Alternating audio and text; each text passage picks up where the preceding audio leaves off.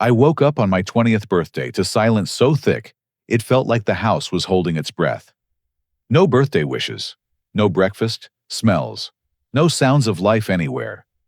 Just emptiness that crawled under my skin and settled in my chest like a cold weight.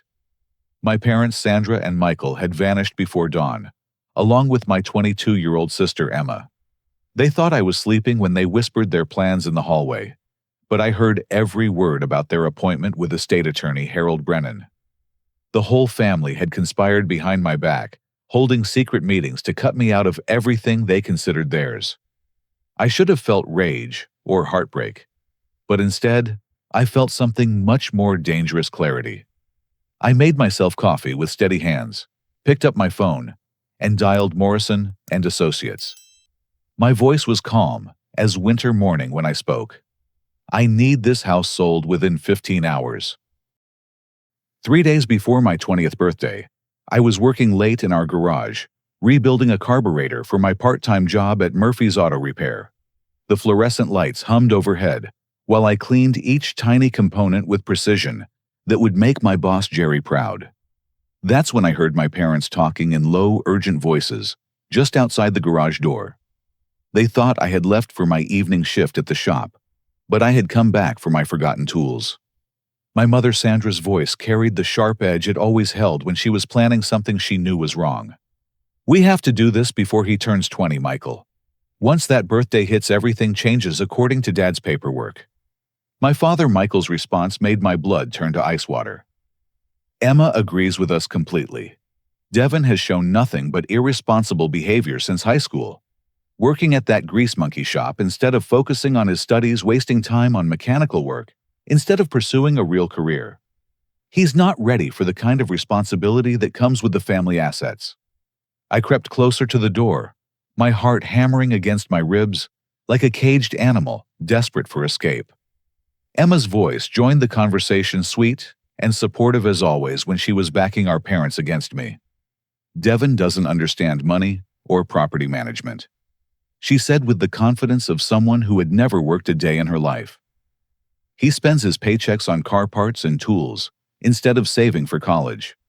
How can we trust him with something as valuable as the house and the investment accounts?" The betrayal hit me like a physical blow.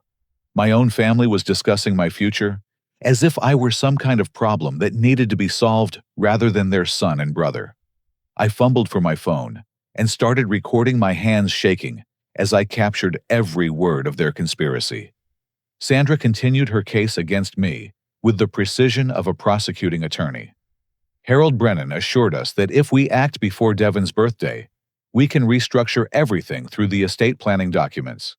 Devin will still be provided for, but under our supervision and control. We can set up a trust that releases funds only when he meets certain educational and career milestones. Michael's agreement came swift and final. It's settled then. We meet with Harold on Devin's birthday morning while he's sleeping. By the time he wakes up, the new arrangements will be legally binding. This is for his own good, even if he's too immature to understand it right now. I stood in that garage, surrounded by the honest tools of my trade, listening to my family dismantle my future with the same casual efficiency they might use to plan a vacation. The motor oil stains on my work clothes suddenly felt like badges of honor rather than marks of shame. Every callus on my hands represented hours of honest labor that my family saw as beneath their expectations. But something else stirred in my chest alongside the hurt and anger. A memory of my grandfather Robert Caldwell, my father's father, who had died when I was 16. Grandpa Robert had been a mechanic himself before he started his own successful auto parts business. He had always encouraged my interest in working with my hands, telling me that understanding how things work was more valuable than any college degree. The night before he died, Grandpa Robert had pulled me aside at the hospital and pressed a thick envelope into my hands. "Devin, this is important paperwork about your future. Keep it safe, and don't show it to your parents until you turn 20. They mean well, but they don't understand what real strength looks like." I had kept that envelope locked in my toolbox for 4 years, respecting his wishes, even though curiosity had eaten at me countless times. Now, with my family's voices still plotting my controlled future outside the garage door, I knew it was time to open Grandpa Robert's final gift. My hands trembled as I pulled the envelope from its hiding place beneath my socket wrenches. Inside were legal documents with official seals and stamps, along with a handwritten letter in my grandfather's familiar script. The letterhead read, "Caldwell Family Trust," and the date showed it had been established 25 years ago, long before my birth. The letter explained everything in my grandfather's straightforward way. He had watched my father Michael struggle with money management and impulsive decisions throughout his young adult years. Rather than leave the family home and primary assets directly to his son, Grandpa Robert, had created an irrevocable trust with me as the primary beneficiary once I reached 20 years old. The house where my family lived, the property where I had grown up, legally belonged to me as of my 20th birthday. My parents had been trustees with the right to live there, but they had never been the actual owners. The trust documents were crystal clear. Upon my 20th birthday, I would gain full control of the property, along with the authority to make all decisions about its use or disposition. I read through the legal language 3 times before the full impact hit me. My family was planning to cut me out of an inheritance that was already mine by law. They were making arrangements to control assets that would legally transfer to my ownership in just 3 days. The irony was so sharp, it almost made me laugh despite the pain.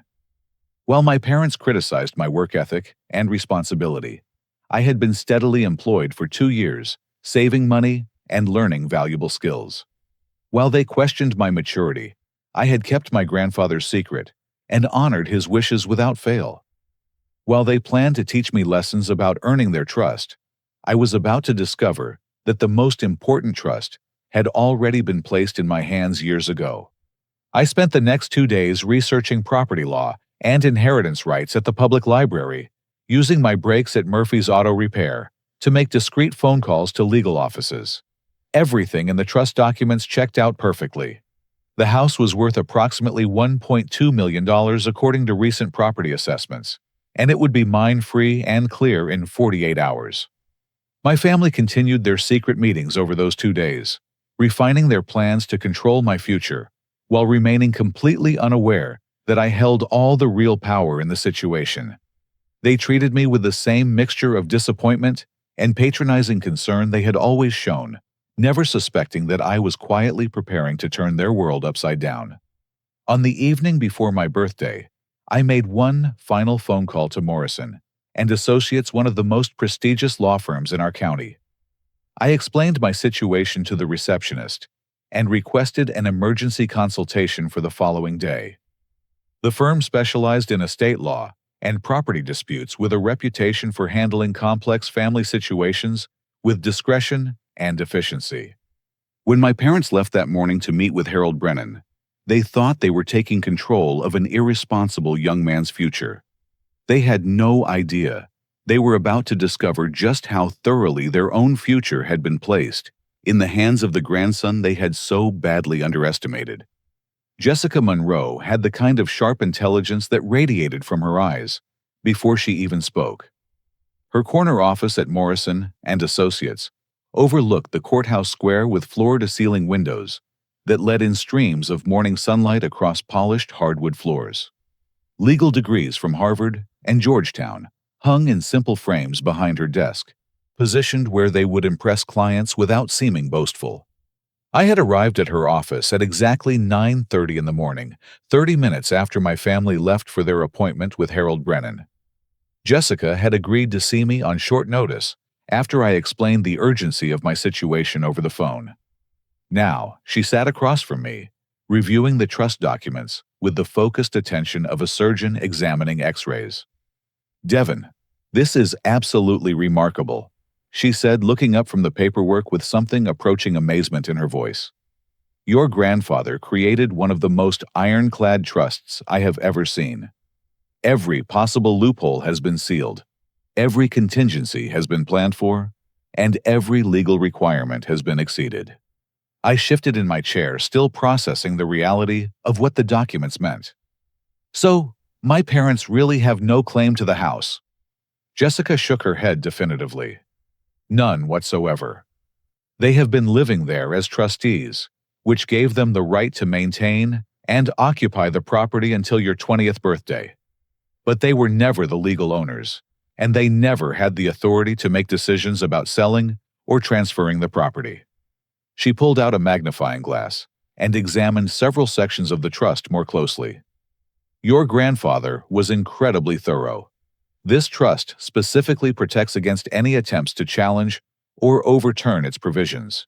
It includes clauses that would immediately terminate your parents' trustee status if they attempt to undermine your rights as beneficiary.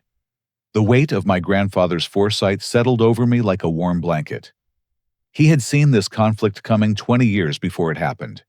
He had known my parents well enough to predict their attempts to control my inheritance, and he had built legal walls to protect me that were higher and stronger than anything they could scale. There's more.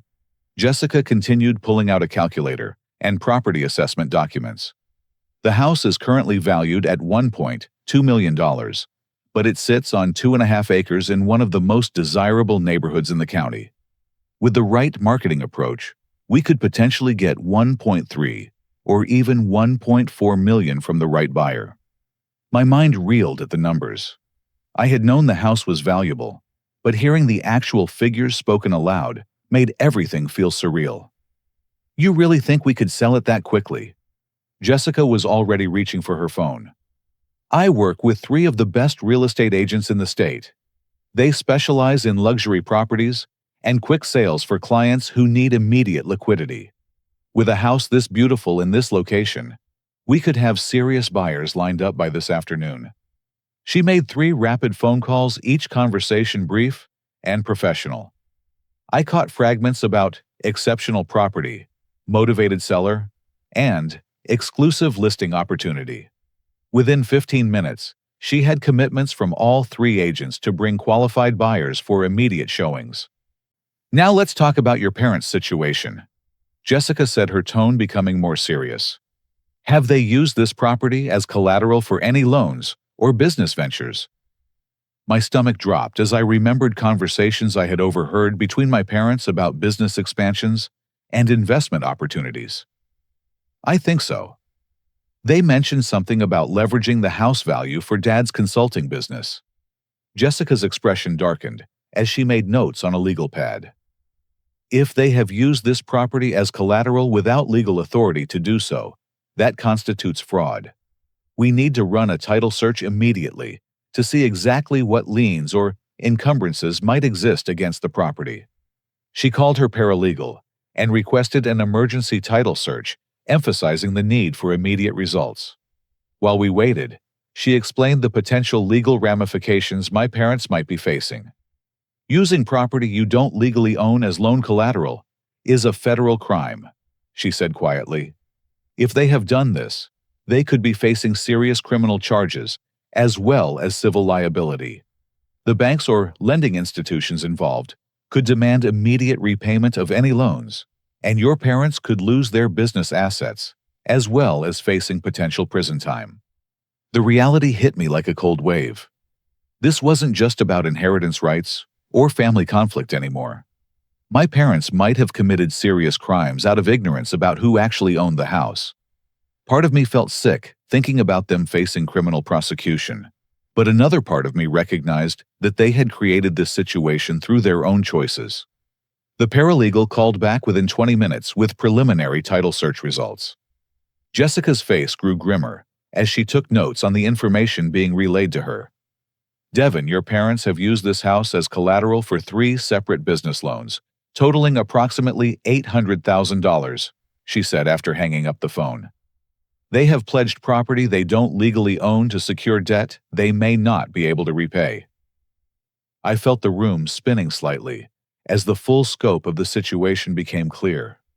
My parents hadn't just tried to cut me out of my inheritance. They had potentially committed multiple felonies in the process. Their attempt to control my future had led them into a legal nightmare that could destroy their own lives. What happens now? I asked, my voice barely above a whisper. Jessica leaned forward with the focused intensity of a general planning a campaign. We have several options. We can proceed with the immediate sale of the property, which would give you the liquidity to handle this situation however you choose. We can also contact the lending institutions to inform them of the fraudulent collateral situation, which would likely trigger immediate loan acceleration clauses. She paused, studying my face carefully. Or we can try to resolve the situation in a way that protects your interests while giving your family a chance to make things right. The choice is entirely yours, Devin. You hold all the legal power here. The first real estate agent called back while we were discussing my options. Patricia Wells from Premier Properties had a client who was ready to make an immediate cash offer sight unseen, based solely on the property description and neighborhood location. The offer was $1.25 million, with closing possible within 24 hours, if I accepted. We have genuine interest, Jessica told me after taking the call. But I recommend we get all three agents involved and create a competitive bidding situation. With multiple buyers competing, we could drive the price even higher. I sat in that leather chair in Jessica's office, surrounded by law books and legal documents that represented the most important day of my life. My family was across town, trying to strip away my rights, while I was here discovering that I had more power and options than I had ever imagined possible. The irony was perfect and terrible. While they plotted to teach me responsibility and maturity, I was making decisions that would affect millions of dollars and potentially determine their entire future. While they questioned my judgment and work ethic, I was working with some of the best legal and real estate professionals in the state to handle a complex situation with more composure than they had ever shown. "Let's do it," I said finally. "Contact all three agents, set up the showings, and let's see how high we can drive the offers. And Jessica, I want everything documented perfectly. If my family has committed fraud, I want to know exactly what our options are for dealing with it." Jessica smiled with the satisfaction of a professional who recognized a client ready to fight for his rights. "Consider it done, Devin. By the time your parents get home from their appointment with Harold Brennan, they're going to discover that their world has changed in ways they never could have anticipated." As I left her office to head home and wait for my family's return, I carried with me the weight of real power for the first time in my life. But I also carried something else, the responsibility to use that power wisely, the way my grandfather would have wanted me to. The next few hours would test not just my legal rights, but my character as well. The sound of car doors slamming in our driveway at 2:30 in the afternoon carried a note of triumph that made my skin crawl. Through the living room window, I watched my parents and Emma walking toward the house with the satisfied swagger of people who believed they had just solved a major problem. Sandra carried a manila folder, thick with legal documents, while Michael gestured animatedly as he explained something to Emma that made her nod in approval. I had positioned myself at the kitchen table with the trust documents spread out in neat piles, along with Jessica Monroe's business card, prominently displayed next to my coffee cup. The afternoon sunlight streaming through the kitchen windows illuminated every page of my grandfather's carefully crafted legal protection, turning the white paper almost golden. Jessica sat beside me, her professional calm a sharp contrast to the storm that was about to break over my family. The front door opened with the familiar squeak that Michael had promised to fix for 3 years, but never got around to addressing. Their voices carried clearly through the house as they celebrated their successful meeting with Harold Brennan.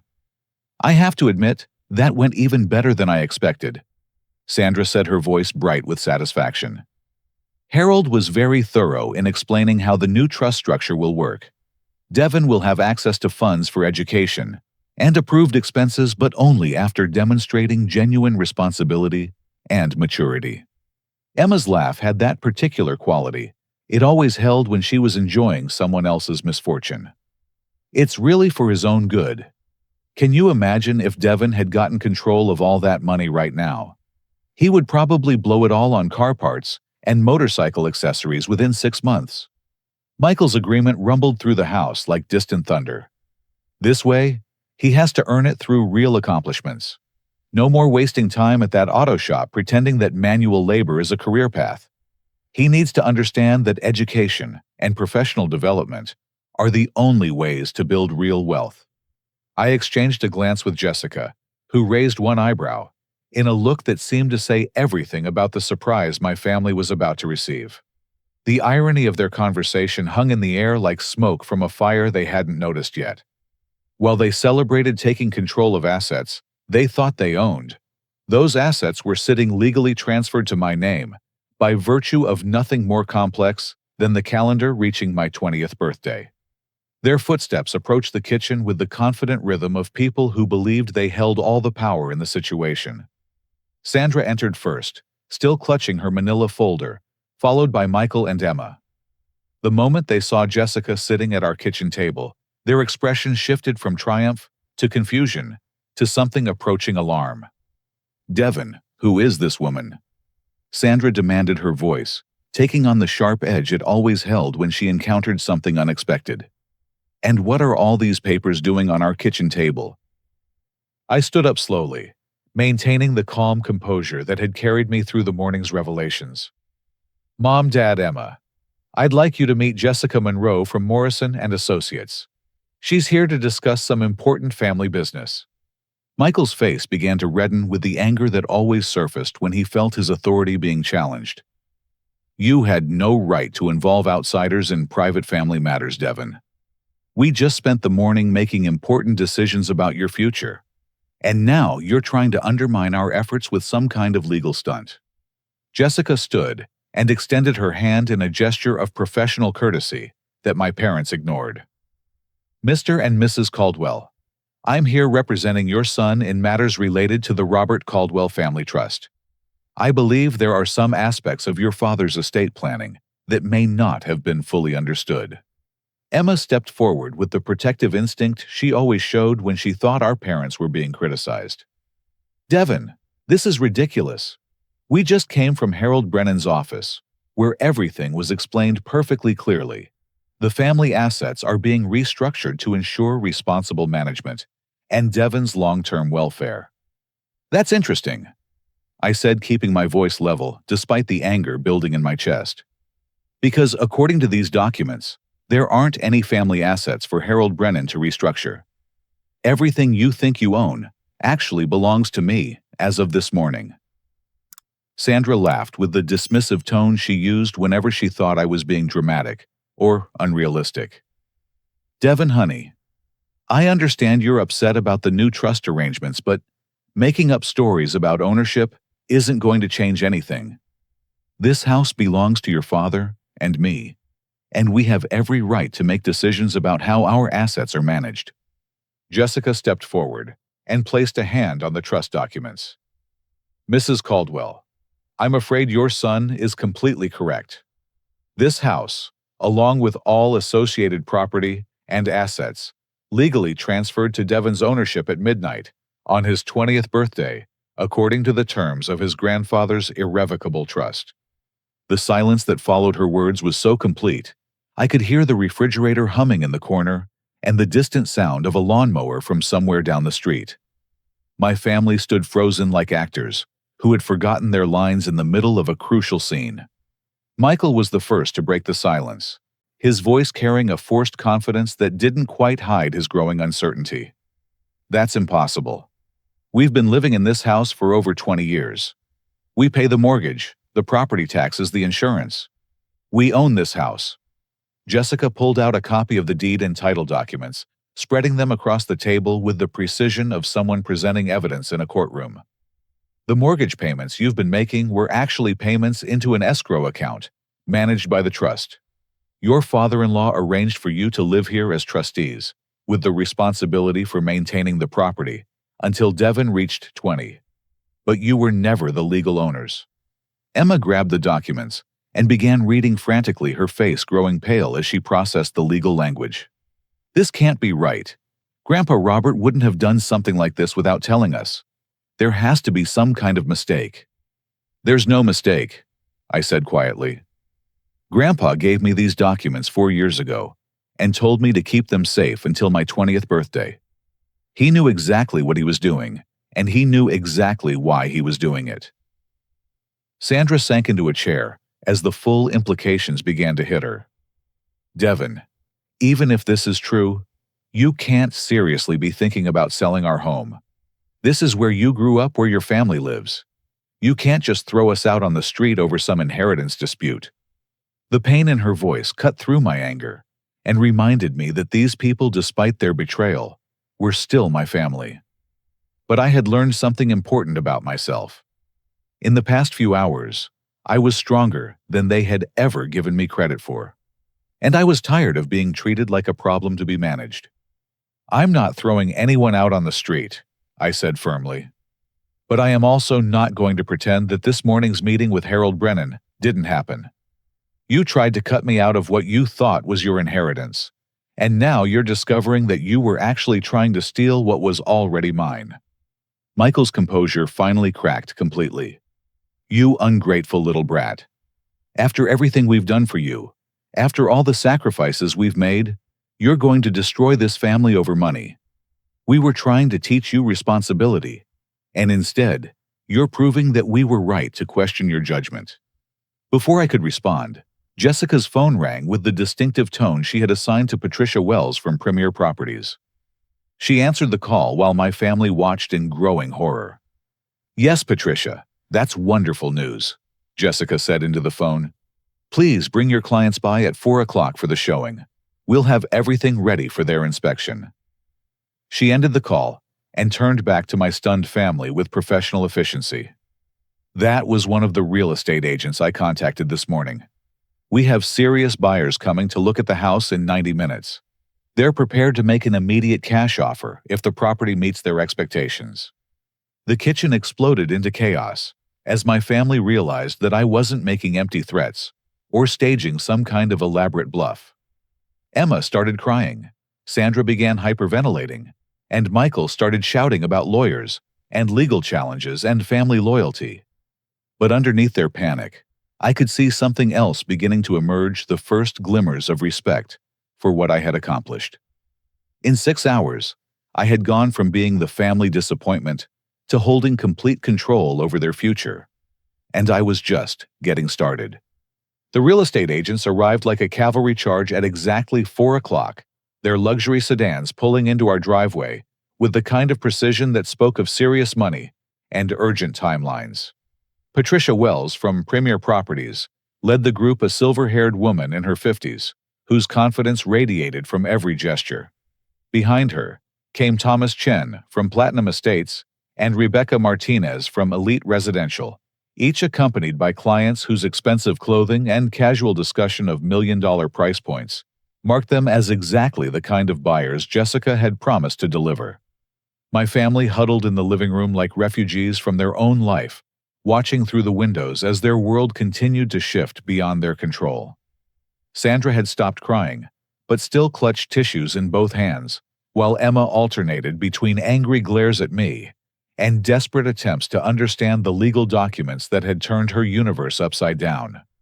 Michael paced back and forth across the hardwood floors, his cell phone pressed to his ear, as he tried unsuccessfully to reach Harold Brennan for emergency consultation. Patricia Wells knocked on the front door with the confident authority of someone who had handled thousands of real estate transactions. I opened the door with Jessica beside me, both of us prepared to present the property in its best possible light to potential buyers who could change my life within hours.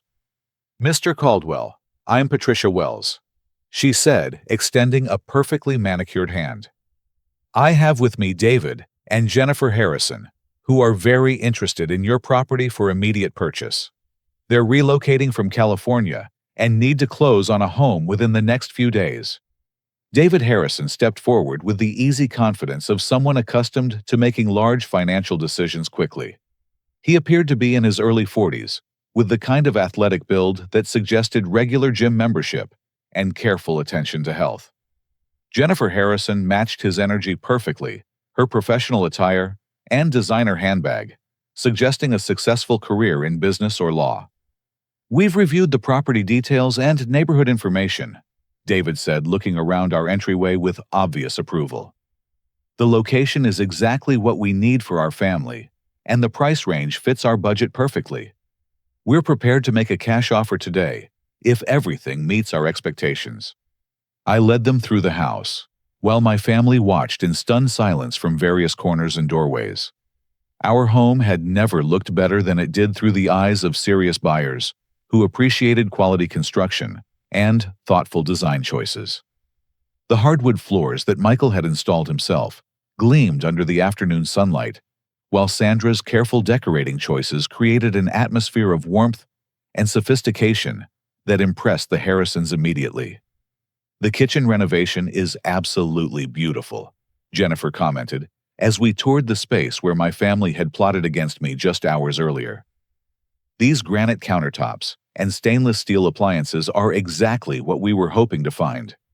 And the open floor plan creates such a wonderful flow between the cooking and dining areas." Patricia Wells took notes on everything the Harrisons mentioned, building toward the kind of offer that would exceed even Jessica's optimistic projections. Thomas Chen and Rebecca Martinez had arrived with their own clients, creating a competitive atmosphere that drove everyone toward higher and higher price points.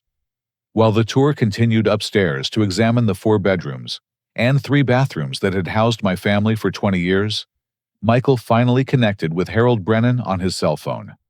I could hear fragments of their conversation as the lawyer confirmed everything Jessica had already explained about the trust documents and my legal ownership rights. "Harold, there has to be something we can do," Michael pleaded into the phone. "Some kind of challenge we can file, some loophole we can exploit. Robert wouldn't have created this situation without giving us some way to protect ourselves." But Harold Brennan's responses grew shorter and more definitive as the call continued. The trust was ironclad, my ownership was absolute, and my parents had no legal recourse to prevent me from selling the property if I chose to do so. Worse yet, Harold confirmed Jessica's concerns about the business loans my parents had secured using the house as collateral. When Michael hung up the phone, his face had gone gray with a combination of fear and resignation that I had never seen before. He called Sandra and Emma into the kitchen for a whispered conference, while the real estate showings continued in the rest of the house. "Harold says the trust is completely legal and binding," he told them, in a voice barely above a whisper. "Devin owns this house free and clear, and there's nothing we can do to stop him from selling it. But that's not even the worst part." Sandra gripped the edge of the kitchen counter, as if it were the only thing keeping her upright. "What do you mean, that's not the worst part?" Michael's voice cracked as he delivered the news that would change everything. Harold also confirmed that using this house as collateral for our business loans constitutes fraud, since we were never the legal owners. The banks could demand immediate repayment of all $800,000, plus penalties and interest. If we can't pay, they can seize all of our business assets and possibly pursue criminal charges. Emma's face went white as the full scope of their legal predicament became clear.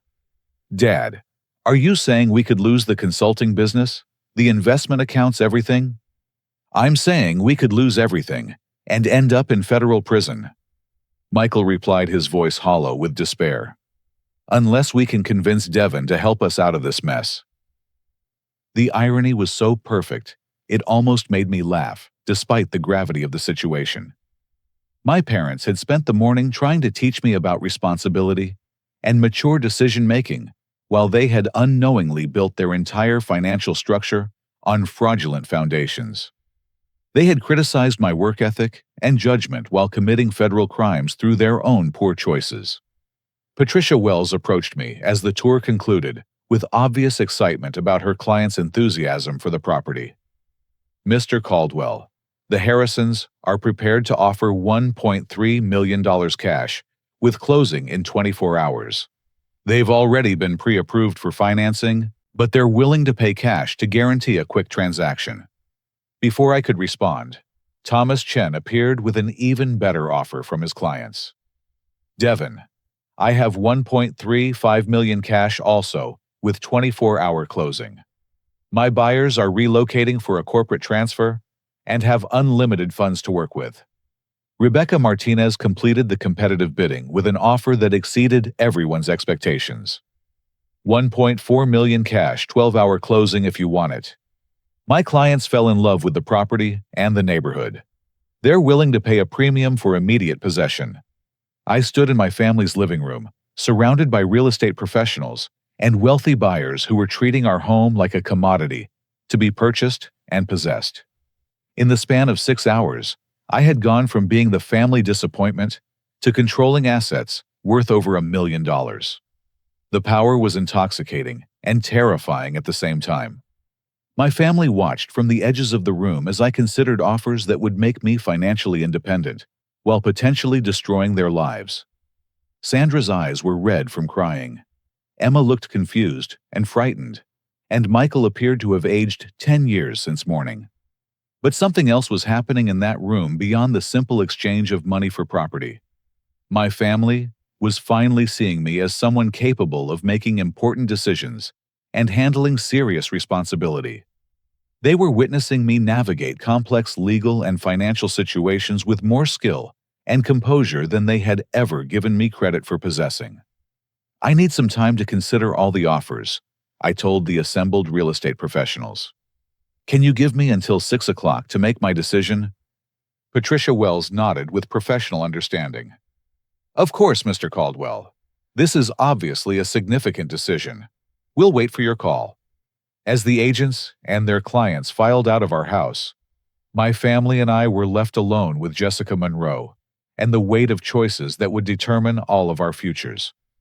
The silence stretched between us, like a chasm that had opened up in the middle of our lives, separating everything we had been from everything we were about to become. Michael was the first to break that silence, his voice carrying none of its usual authority or confidence. Devin, we need to talk. The confrontation that followed would have been comical if the stakes hadn't been so devastating for everyone involved.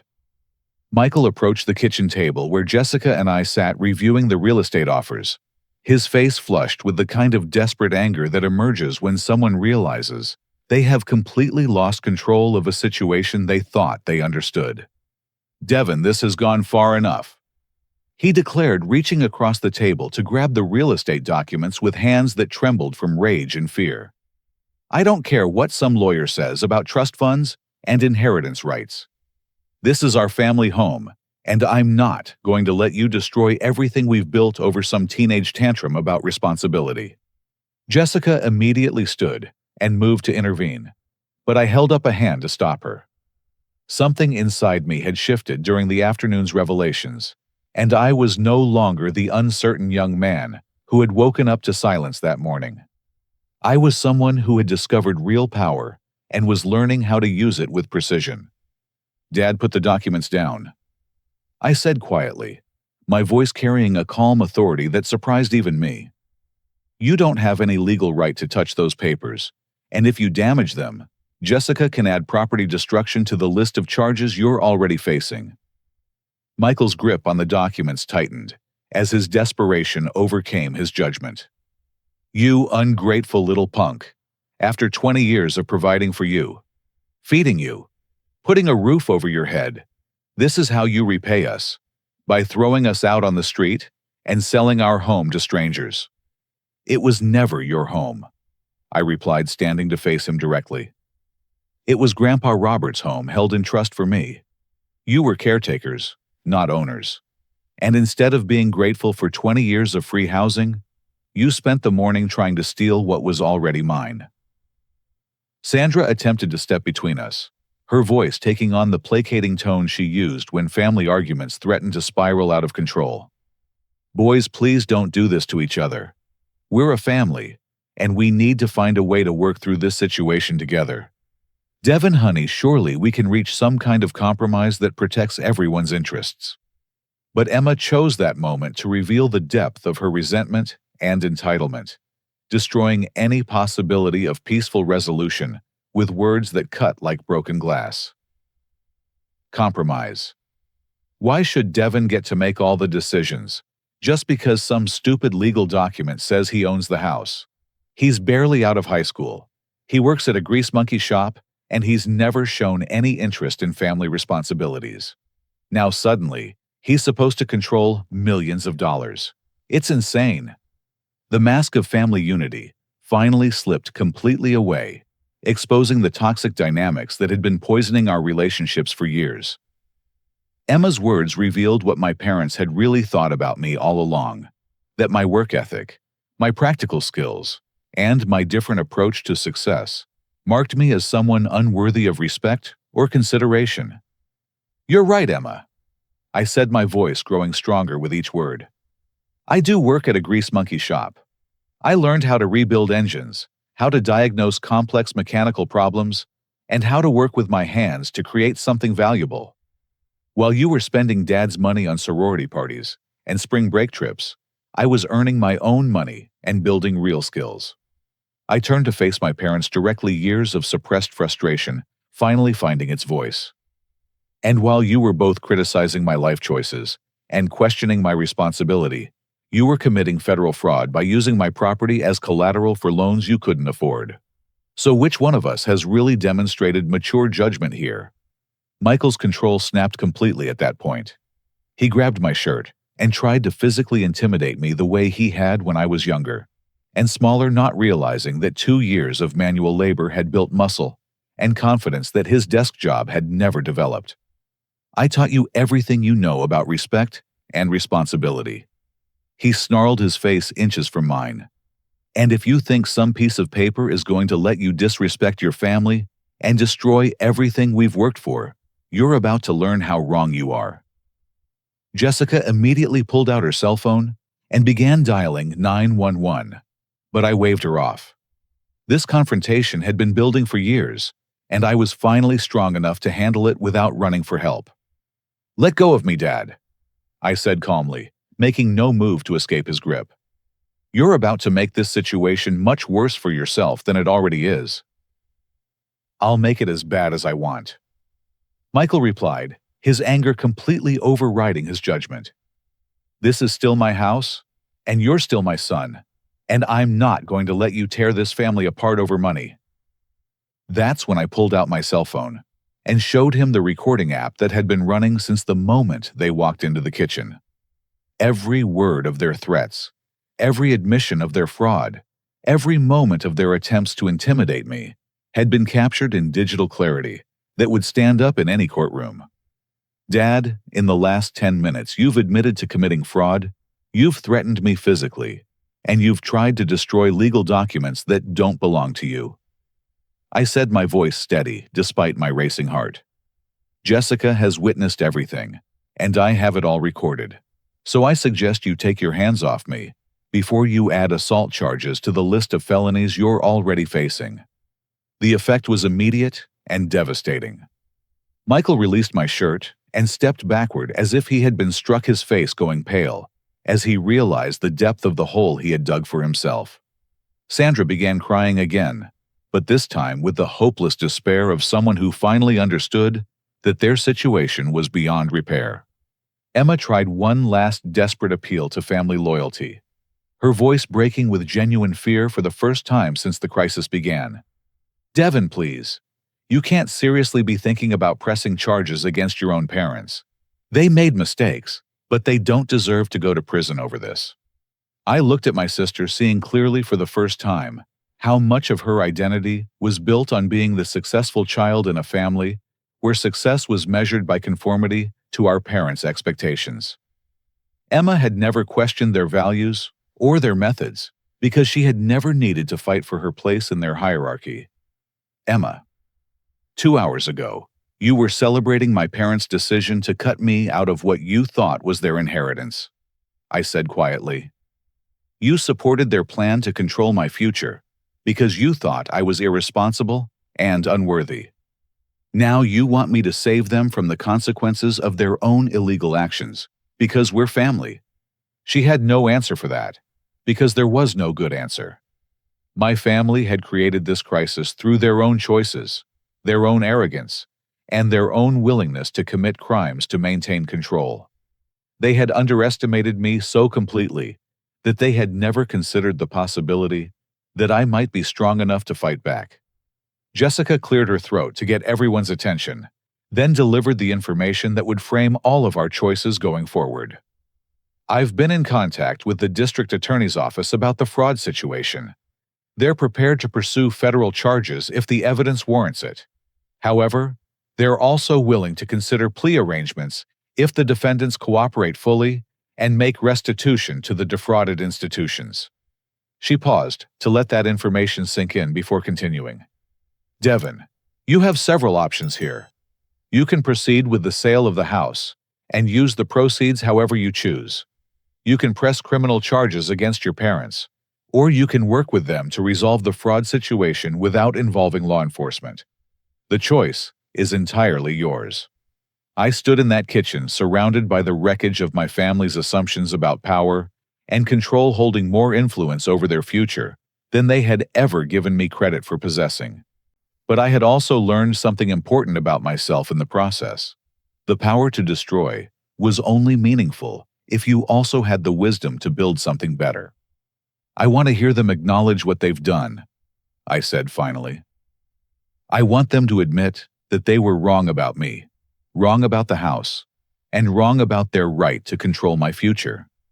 And then, I want them to apologize not just for today, but for years of treating me like a problem to be managed instead of a person to be respected. The silence that followed my demand was broken only by the sound of Sandra's quiet sobbing and the distant rumble of traffic on the street outside. My family faced a choice that would define the rest of their lives, and for the first time since I had known them, they were forced to consider my feelings and my perspective as factors that mattered in their decision. The transformation that followed was unlike anything I had ever witnessed in my family's dynamics. Michael, who had spent 20 years positioning himself as the unquestioned authority figure in our household, now stood in his own kitchen, like a defendant awaiting sentencing. Sandra's carefully maintained composure had crumbled completely, leaving her raw and vulnerable in ways that made me remember why I had loved her, despite everything. Emma faced the hardest choice of all, whether to continue supporting our parents' toxic behavior or acknowledge that everything she believed about family hierarchy had been built on lies. Jessica's phone rang again, this time with an update that would force everyone's hand. She answered the call with professional efficiency, but I could see the surprise in her eyes as she listened to the information being relayed to her. That was the district attorney's office, she announced after ending the call. They've been contacted by First National Bank about suspicious collateral documentation on a business loan. The bank's fraud investigation team discovered that the property securing your parents' largest loan doesn't actually belong to the borrowers. They're demanding immediate answers and full loan repayment by tomorrow morning. The effect was like watching dominoes fall in slow motion. Michael's remaining defiance crumpled as he realized that his business, his reputation, and his freedom were all hanging by threads that were rapidly unraveling. Sandra stopped crying and looked up with the desperate focus of someone whose survival instincts had finally kicked in. Emma's face went through a series of expressions as she processed the implications of potential criminal prosecution against our parents. "How much time do we have?" Michael asked, his voice barely above a whisper. Jessica consulted her notes with the clinical precision of someone delivering a medical diagnosis. "The bank wants $860,000 by 9 a.m. tomorrow, including accumulated interest and penalties. If they don't receive full payment, they'll refer the matter to federal prosecutors for criminal fraud charges." I watched my family absorb this information, seeing them finally understand the full scope of the crisis they had created through their own choices. But I also saw something else beginning to emerge, the first signs of genuine humility and recognition that their assumptions about power and control had been completely wrong. "Devin." Michael began, his voice stripped of all its usual authority and confidence. "I need to say something, and I need you to hear me completely before you make any decisions about our future." He moved to the center of the kitchen, positioning himself where everyone could see his face clearly. For the first time since I had known him, my father looked truly vulnerable and uncertain, like a man who had finally recognized the damage his pride and stubbornness had caused. You were right about everything. He said the words seeming to cause him physical pain. We were wrong about the house, wrong about the inheritance, and most importantly, wrong about you. I spent so many years trying to control your choices and direct your future that I never stopped to appreciate what you had already accomplished. He gestured toward the living room where the real estate agents had presented their offers. In 6 hours, you handled a complex legal and financial situation with more skill and composure than I've shown in 20 years of business dealings. You discovered our fraud protected your own interests and still gave us a chance to make things right. That's not the behavior of someone who needs our supervision and control. Sandra stood up from her chair and joined Michael in the center of the kitchen, tears streaming down her face, but her voice steady, with the effort to be completely honest. Devin, honey, I owe you an apology that goes far beyond today's events. I've spent so many years focusing on what I thought you should become that I never celebrated who you already are. She paused, struggling to find words for feelings she had never allowed herself to acknowledge. You've been working and saving and building real skills while Emma and I criticized your choices and questioned your judgment. You kept your grandfather's trust for 4 years without telling anyone, which shows more integrity and self-control than we've ever given you credit for. Emma remained silent for a long moment, clearly struggling with the choice between loyalty to our parents and recognition of the truth about our family dynamics. When she finally spoke, her voice carried the weight of someone admitting fundamental mistakes about people she thought she understood. Devin, I need to apologize too, but I also need to ask for something, she said quietly. I'm sorry for supporting Mom and Dad's plan to control your inheritance. I'm sorry for calling you irresponsible and immature. And I'm sorry for never appreciating how hard you've worked to build your own path in life. She took a deep breath before continuing with the request that would define our relationship going forward. But I'm asking you to help us find a way through this crisis that doesn't destroy our family completely. Not because you owe us anything, but because you're strong enough and generous enough to choose forgiveness over revenge. I stood there, listening to my family finally acknowledge truths they had spent years avoiding, feeling a mixture of validation and sadness that it had taken a crisis of this magnitude to force them to see me clearly. But I also felt something else, the responsibility that comes with real power and the opportunity to choose what kind of person I wanted to be. Jessica spoke up with information that would frame whatever decision I made. Devin, I've been working on some numbers while your family has been talking. If you proceed with the highest real estate offer, you'll net approximately $1.35 million after closing costs and fees. That's more than enough to pay off your parents' fraudulent loans, fund your education completely, and still leave you with substantial assets for your future. She paused to let those numbers sink in before continuing. Alternatively, you could keep the house, refinance it, to raise the cash needed to resolve the fraud situation, and maintain ownership while helping your family avoid criminal prosecution. Either way, you'll emerge from this situation with more financial security and independence than most people achieve in their entire lives. The weight of those choices settled over me like a mantle I had never expected to wear. I could exact perfect justice for years of being underestimated and controlled, or I could use my newfound power to build something better than what my family had torn down. But first, I needed them to understand completely what their future would look like under my protection and what responsibilities would come with my forgiveness. I want some things to be perfectly clear before I make any decisions. I said, my voice carrying an authority that none of them questioned. If I choose to help you resolve this fraud situation, it will be on my terms and under my conditions. You will acknowledge my ownership of this house and my right to make decisions about how it's used. You will end all attempts to control or direct my education, my career, and my personal choices. And you will seek family counseling to address the toxic dynamics that created this crisis. I looked at each of them in turn, making sure they understood the seriousness of what I was offering and what it would cost them. Most importantly, you will never again treat me like a problem to be managed or a child who needs your permission to live his own life. I'm 20 years old. I own assets worth over $1 million, and I've handled this entire situation with more maturity than any of you have shown. That earns me the right to be treated as an equal in this family, not as a subordinate." Michael nodded immediately, his agreement swift and complete. "Devin, you have my word on all of that. You've earned the right to make your own decisions, and you've proven that our attempts to control you were based on completely false assumptions about your character and capabilities." Sandra and Emma added their own commitments to respect my independence and authority, their voices carrying the weight of people who finally understood the price of their previous behavior. But I had one more surprise for them, one final revelation that would complete their understanding of how thoroughly their assumptions had been overturned. "There's something else you need to know," I said, pulling out the acceptance letter I had kept hidden for 3 months.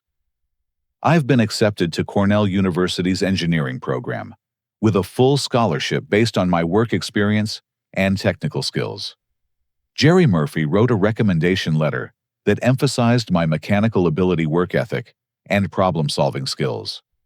The same qualities you've been criticizing are what earned me admission to one of the best engineering schools in the country." The silence that greeted this news was different from all the previous silences that day. This was the quiet of people finally understanding how completely they had misjudged someone they thought they knew, and how much potential they had almost destroyed through their own narrow-minded expectations.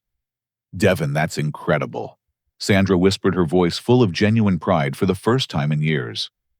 "When do you start?" "Next fall," I replied. "And the money from keeping this house will pay for graduate school research opportunities and anything else I need to build the kind of career I want.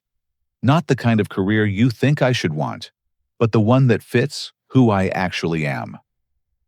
As the afternoon shadows grew longer across our kitchen floor, my family finally began to understand that their crisis had become my opportunity, and their loss of control had become my freedom to choose my own path. The question now was whether they were truly ready to accept the new dynamic I was offering them, or whether their pride would force them to reject the chance for redemption I was prepared to provide. The decision I made in that kitchen would echo through the rest of our lives, but it felt surprisingly easy once I understood what kind of person I wanted to be. I had spent the day discovering that I possessed more strength, intelligence, and integrity than my family had ever recognized. Now I had the opportunity to prove that those qualities extended to mercy and wisdom, as well as power. "I'm going to help you," I announced, watching relief flood across their faces like sunrise after a long night. "But not because you deserve it, and not because family loyalty requires it. I'm helping because it's the right thing to do, and because I want to build something better than the toxic dynamics we've been living with." Jessica smiled with the satisfaction of someone who had hoped for exactly this outcome. "Devin, that's a very mature decision. I'll contact the bank immediately to arrange payment of the fraudulent loans, and we'll structure everything to ensure your legal protection while resolving your family's criminal liability." I held up a hand to indicate I wasn't finished outlining my conditions. "We're keeping the house, but with a formal rental agreement that acknowledges my ownership and your tenant status. You'll pay market rate rent, which will help cover property taxes and maintenance, while establishing clear boundaries about who makes decisions regarding the property." Michael nodded eagerly, clearly grateful for any arrangement that allowed them to remain in their home while avoiding criminal prosecution. "Devin, that's more than fair. We'll sign whatever agreement you and Jessica think is appropriate. The business loans will be paid off using a mortgage against the house," I continued, "but I'll retain ownership of the business assets as collateral until you can demonstrate consistent profitability and responsible financial management. This protects both of us and ensures that you can't repeat the same mistakes." Sandra wiped away tears that seemed to carry years of accumulated guilt and relief. "Honey, you're being so generous with people who treated you terribly. How can we ever make this right with you?" I had thought carefully about that question while listening to their apologies, and witnessing their genuine recognition of how badly they had misjudged me. The answer wasn't about punishment or revenge. It was about creating space for real relationship built on respect rather than control. "You make it right by changing," I said simply. "You make it right by supporting my education and career choices instead of criticizing them. You make it right by treating me as an equal partner in family decisions instead of a problem to be managed. And you make it right by going to counseling to understand why you thought it was acceptable to betray your own son's trust." Emma stepped forward with the hesitant hope of someone asking for forgiveness she knew she didn't deserve. "Devon, is there room in this new arrangement for me to rebuild our relationship? I know I supported Mom and Dad's terrible plan, but I want to be the sister you deserve, instead of the sister I've been." I studied Emma's face, looking for signs of genuine change versus temporary remorse that would fade once the crisis passed. What I saw was someone finally recognizing that her entire understanding of family dynamics had been built on false assumptions about who deserved respect and who deserved control. "That depends on you," I replied honestly. "If you're willing to accept that I'm not the irresponsible little brother you thought I was, and if you're willing to support my choices even when they don't match your expectations, then yes. But if you're just trying to get back in my good graces until this situation blows over, then we don't have much to build on." Emma's answer came without hesitation. "I want to build something real. I want to know the brother who could handle all of this with so much strength and grace. I want to learn from you instead of judging you." Jessica spent the next hour coordinating with Bank's real estate attorneys and the district attorney's office to structure an agreement that would resolve the fraud situation while protecting everyone's interests. The complexity of the legal work impressed even me, and I began to understand why my grandfather had been so careful in creating the trust that had made everything possible. By 6 o'clock that evening, we had signed documents that formally established our new family dynamic. I was the homeowner, my parents were tenants, and everyone understood exactly where authority and responsibility rested. More importantly, we had all committed to family counseling that would address the psychological patterns that had created our crisis. 3 months later, I received a letter from my family while I was finishing my final semester at community college before transferring to Cornell. The letter was written jointly by all three of them, but each section carried the distinctive voice of someone who had genuinely changed through the process we had all endured together. Michael wrote about discovering that his need to control his children had grown out of his own fears about not being successful enough to deserve their respect. Therapy had helped him understand that trying to live through our achievements had prevented him from appreciating our actual accomplishments. He was proud of my acceptance to Cornell and grateful for the chance to support my education instead of directing it. Sandra's section focused on her recognition that her criticisms of my work and career choices had reflected her own insecurities about social status and conventional success. She had begun volunteering at a technical training center where she was learning to appreciate the value of skilled manual labor. She wanted me to know that she was proud of everything I had built through my own efforts. Emma's part of the letter was perhaps the most moving because it described her journey from entitlement to genuine humility. She had started working part-time while finishing her degree, discovering for the first time what it felt like to earn her own money and make her own choices. She thanked me for showing her what real independence looked like, and for giving her the chance to become someone worthy of being my sister. The letter concluded with an invitation to Sunday dinner when I came home for spring break, with the understanding that I was welcome as an honored guest rather than an obligation. They wanted to hear about my studies, my plans for the future, and my perspective on whatever was important to me. They had finally learned to be interested in who I was, rather than disappointed in who I wasn't. I accepted their invitation, and that dinner became the foundation for a relationship built on mutual respect rather than generational hierarchy. We talked about my engineering courses, my research projects, and my growing understanding of how mechanical systems could be integrated with computer technology. They listened with genuine interest and asked questions that showed they were trying to understand my world rather than judge it. 6 months after that first dinner, Michael asked for my advice on a business decision he was considering. Sandra invited me to help her understand some mechanical problems she was encountering in her volunteer work. Emma started calling me regularly to discuss her own career plans and to ask for my perspective on choices she was making. The house that had been the symbol of their control over my future became the foundation for my independence and the place where we learned to be a real family instead of a hierarchy based on age and assumptions. I kept my room there through college, but as a choice rather than an obligation, and as someone whose presence was valued rather than someone whose behavior needed constant supervision. When I graduated from Cornell with a degree in mechanical engineering and job offers from 3 Fortune 500 companies, my family's pride was genuine and unqualified.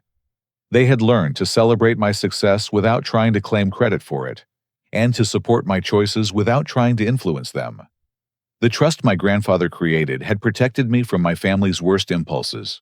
But more importantly, it had given me the power to transform those impulses into something better. I learned that real strength isn't about domination or revenge. It's about having the wisdom to use power in ways that build rather than destroy. Today, I work as a senior engineer for a company that designs sustainable transportation systems, combining my mechanical skills with environmental consciousness in ways that make a real difference in the world. I own my own home now, but I still visit the house where I grew up, where my parents live, as my tenants and my friends. The most important lesson from that 20th birthday wasn't about money or legal rights or family dynamics. It was about the difference between demanding respect and earning it, between taking power and using it wisely, and between winning a battle and building a life worth living. Sometimes the greatest victory isn't destroying your enemies. It's helping them become the people they were always capable of being. Sometimes standing up for yourself means standing up for others as well, even when they've wronged you. And sometimes the best inheritance isn't money or property, but the strength to choose forgiveness over revenge when the moment comes to decide who you want to be. Have you ever faced a situation where you had to choose between getting revenge on someone who wronged you or using your power to help them become better? How do you think you would handle discovering that your family had been planning to betray your trust? Leave your thoughts in the comments below, and don't forget to like this video if my story resonated with you. Subscribe for more real-life stories about overcoming family betrayal and finding strength in difficult situations, and share this video with anyone who might need to hear about the power of choosing forgiveness without giving up your own dignity. Thank you for listening to my story, and I hope it helps you find the courage to stand up for yourself while still keeping your heart open to the possibility that people can change when they're given the right motivation. Remember that true strength isn't about winning every battle, but about building a life where the battles you choose to fight make you into the person you want to become.